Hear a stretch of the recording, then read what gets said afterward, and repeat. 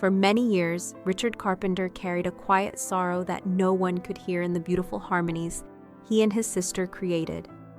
Karen Carpenter was born on March 2, 1950, in New Haven, Connecticut, into a family already centered around music because of her older brother's remarkable talent.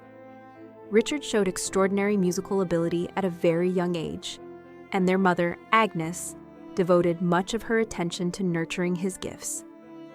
Karen, by contrast, often felt invisible.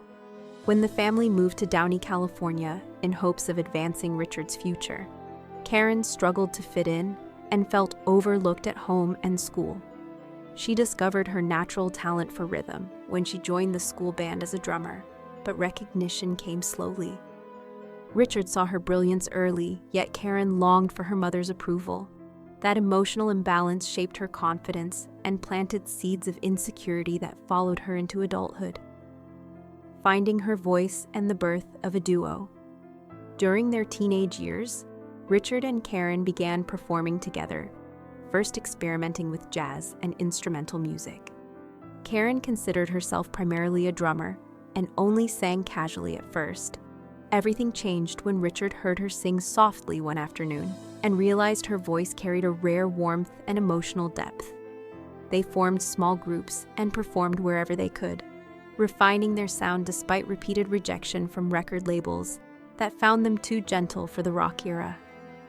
Richard began arranging music around Karen's contralto voice, believing it was their true signature. When a demo reached Herb Alpert at A&M Records, the siblings were finally signed in 1969. Their early recordings did not immediately explode in popularity, but listeners began to notice Karen's calm, comforting tone. Slowly, the world discovered what Richard already knew. His sister's voice had the power to connect with millions in a way few artists ever could. Sudden fame and the weight of perfection. The Carpenters' lives changed dramatically in 1970 with the release of They Long to Be Close to You. The song climbed to number 1 and turned the siblings into international stars almost overnight. Their gentle sound became a symbol of hope and romance during a time of cultural uncertainty. Awards followed quickly, and sold-out concerts became routine. Yet fame brought pressure that neither sibling had fully prepared for.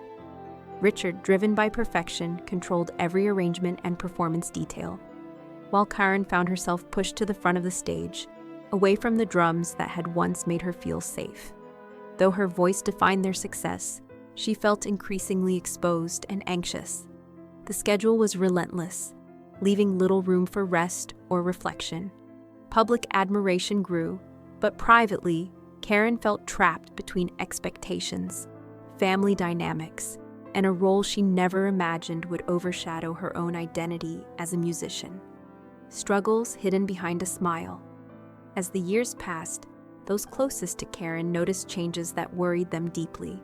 She appeared tired, withdrawn, and increasingly fragile, even while continuing to perform. At the time, few understood the emotional and health challenges she was facing, and her struggles were often misinterpreted as simple exhaustion. The culture of silence surrounding personal suffering made it difficult for her to ask for help openly.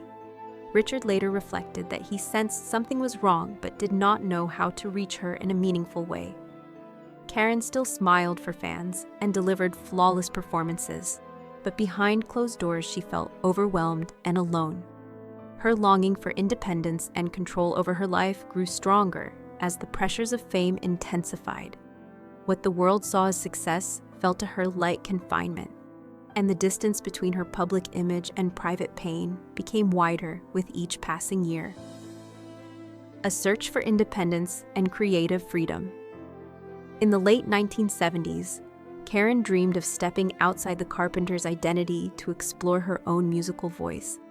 While Richard focused on his own recovery from personal challenges, Karen traveled to New York to record a solo album with a new producer. The experience was liberating. She experimented with styles she had never been allowed to pursue, and sang lyrics that reflected maturity and confidence. Friends described her as energized and hopeful, believing she had finally found her own artistic path. For the first time, she felt ownership of her music. rather than being guided by others' expectations.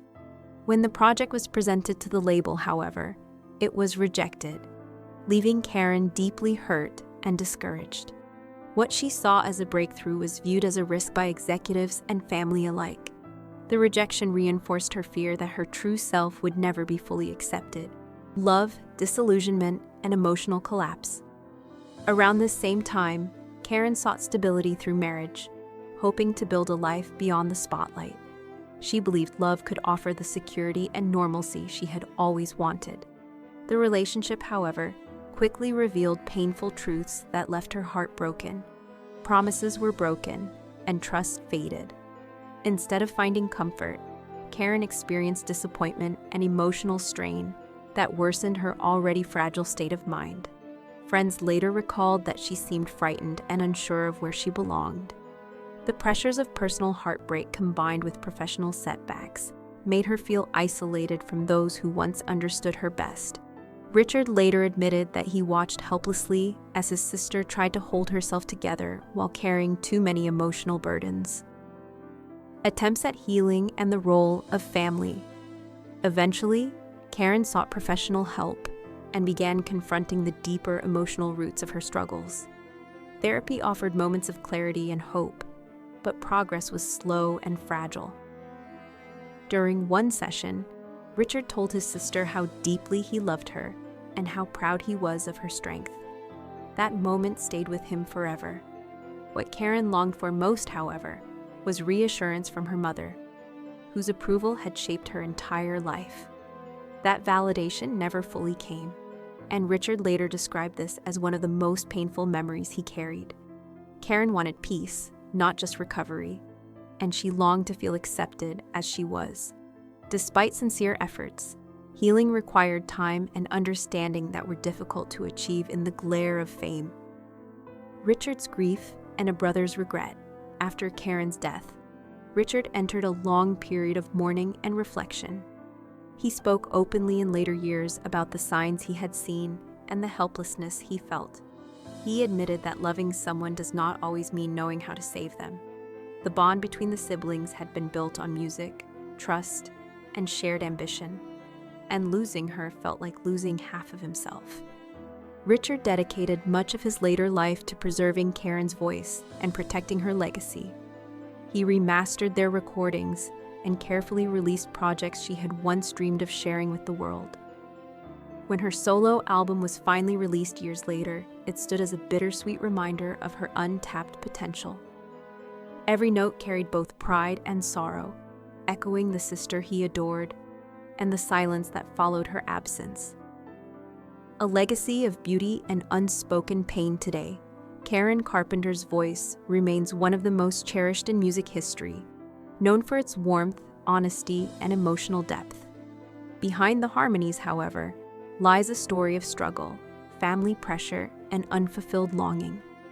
Richard's reflections have reshaped how the world understands their journey, revealing not just success, but sacrifice. He has shared her truth not to reopen wounds, but to remind others that even the brightest talents can suffer quietly. Their music continues to comfort generations, while Karen's story has helped bring awareness to emotional and mental health struggles in the arts. For Richard, every song is both a memory and a message. The Carpenter's legacy is not only one of beautiful melodies, but also of love, loss, and the importance of seeing the person behind the performance. Karen's voice still lives on, carrying both light and sorrow into the hearts of millions.